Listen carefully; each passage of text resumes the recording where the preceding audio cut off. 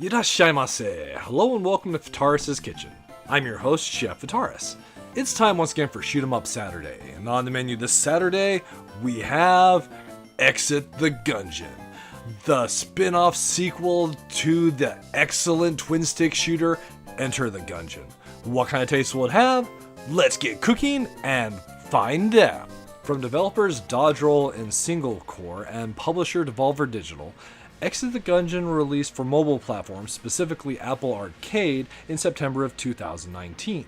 Now fast forward to March 2020 and it's available for the Nintendo Switch and the PC, with plans to release for the PlayStation 4 and the Xbox One later this year.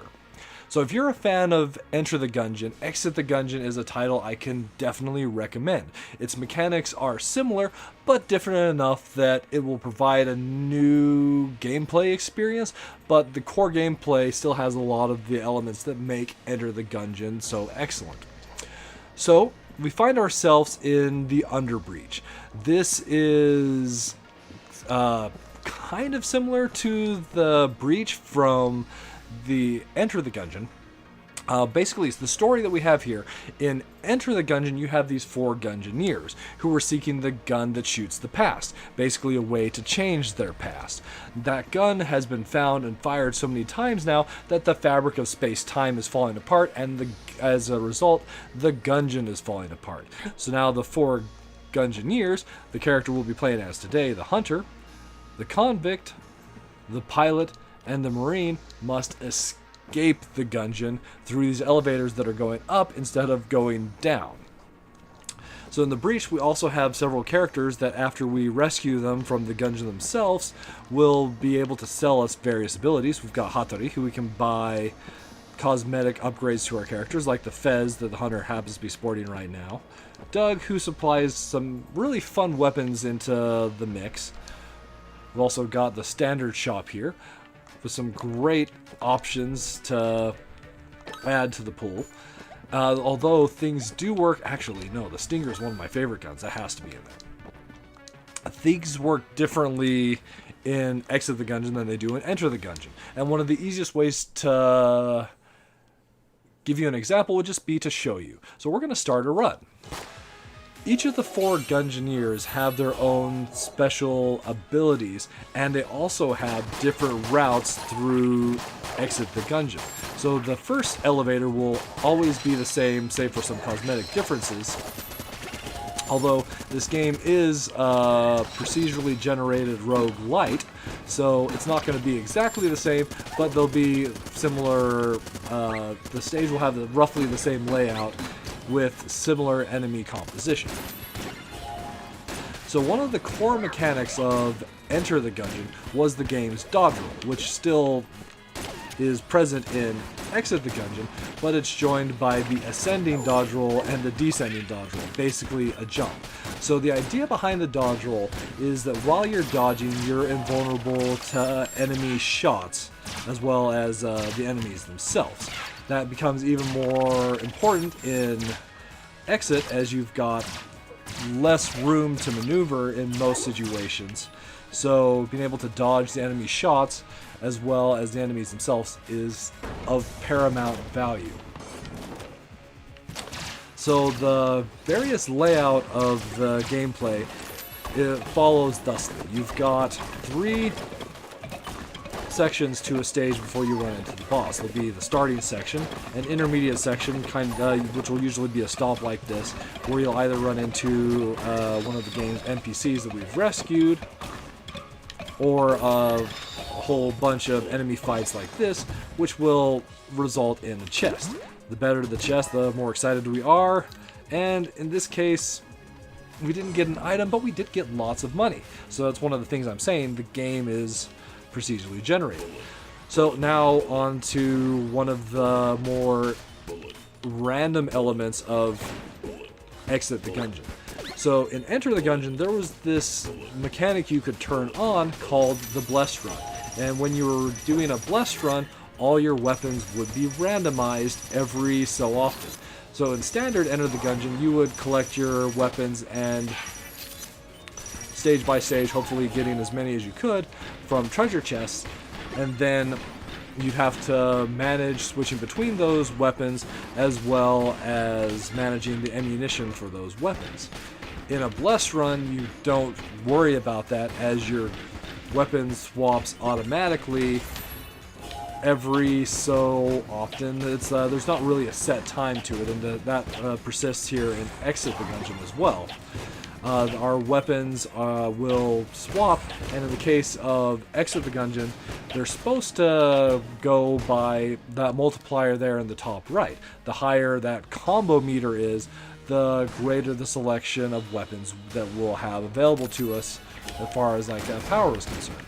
Although, I kind of feel like that doesn't work quite the way that it's supposed to, and sometimes even at higher combos I feel like I'm getting really garbage guns when in theory we should be getting good guns. Like this one we have right now, the Membrane. This is a good gun. We're only at a combo 4. I've had this gun at a combo 1, I've had it at a combo 6, so it seems really inconsistent that way. In Exit the Gungeon in particular, charged weapons are not our friend. You do have the ability to set them to auto fire once fully charged, which I find works a little bit better than having them fire once we release the shot button. Really, in a game like this, you want to shoot as much as possible. Oh, that is one thing about the dodge rolls, is you can't fire while you're jumping and while you're dodge rolling.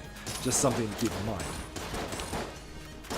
So this is our first stage boss, the Chancellor, and his pattern definitely goes to show just how much of a bullet hell that Exit the Gungeon is, and truly Enter the Gungeon as well. So, and it also shows just what I love about the boss fights in this game. They're so fun to learn the mechanics of the fights and try and do the best we can. With blessed runs, we do have that added difficulty that you never know what weapons you'll be using. Some weapons will work really well for some bosses and not for others. Once you defeat a boss, you'll always get one item, and in the case of perfecting the boss, you'll also get one of these master chambers, which gives us an additional heart. After you complete a stage, we'll always find ourselves at the shop here with the shopkeeper and his cute cat Ocelot. The shops, instead of having the items laid out on a counter, is just this digital storefront. We'll definitely pick up fat bullets. So because of the gold casing we have, and casings are the currency in Enter and Exit the Gungeon, we actually have quite a bit of money. I'm always pressing the wrong buttons in the shop. We'll pick up a shield as well to augment our health. So the shield basically acts as a one-time hit that we can take, and in the original Enter the Gungeon, it would also cause a blank to happen. Now, in Exit the Gungeon, we always receive a blank every time we get hit, so that element of the armor is a little less important, but it's still nice to have the ability to take an additional hit.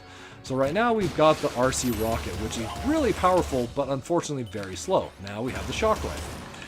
So that item we picked up in the shop, the Fat Bullets, increases the size of our weapons while slowing the speed of the bullets themselves. So they're bigger, they deal more damage, they have more knockback, but they travel slower. So pluses and minuses. You have to kind of take the good with the bad. So let's talk a little bit about the differences that you have between the various Gungeoneers. So the Hunter has her trusty pet dog, who will fly around the stage on a cute little jetpack, collecting the casings enemies drop, as well as picking up power-ups that happen to spawn in the stage. Rather than have active items like Enter the Gungeon, all the items in Exit the Gungeon are passive. We have very few abilities compared to the original. We just have the ability to, of course, aim, move around, jump, dodge, shoot, and blank. And you do get 2 blanks per stage, so that is something that's important to note. If you haven't collected any additional ones, it's worth spending those blanks on the boss, although quite often I forget. Bloody Eye, slower enemy bullets. Definitely a useful item to pick up. That's actually one that we bought and added to the pool right before this run.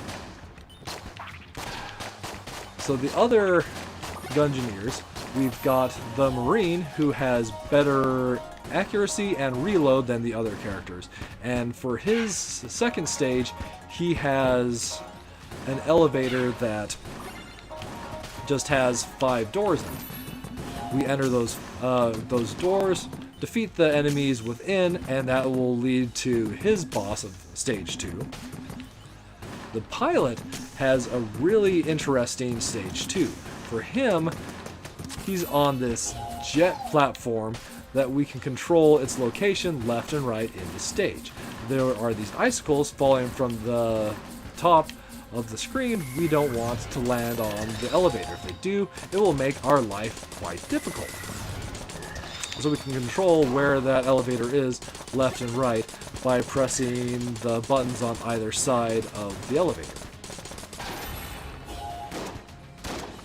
The second stage for the convict is a little similar to your standard elevator level, but you've got these pistons that are excuse me, moving up and down. So back to the hunter, we find ourselves at our second boss. So this boss is actually a combination of 2 bosses from Enter the Gungeon, the Eye Balrog. So it's at the Beholster and the Cannon Balrog combined into one. Definitely a tricky boss to be sure, as there's a lot coming our way in all phases of this fight. But with a little bit of practice and learning the boss patterns, I won't say that some of these fights become trivial, but some are certainly easier than others. Unfortunately, we've lost our chance at a master round now as we've taken a hit. So as I said, since this game does depend on the blessed round mechanics, our weapons will be random throughout the course of the boss fights, making it for some fights will go extremely easy because we'll get good weapons to fight them with, like the Crestfaller here, or now the Big Iron. Big Iron is not bad, just a powerful kind of like shotgun pistol. I really should be following my own advice and using the blanks.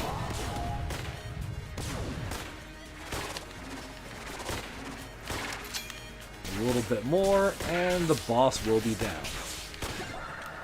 So this is a roguelite, as mentioned before. The bosses will be different throughout every run. There's a large pool of bosses, and you'll see different bosses probably every time you play through the game.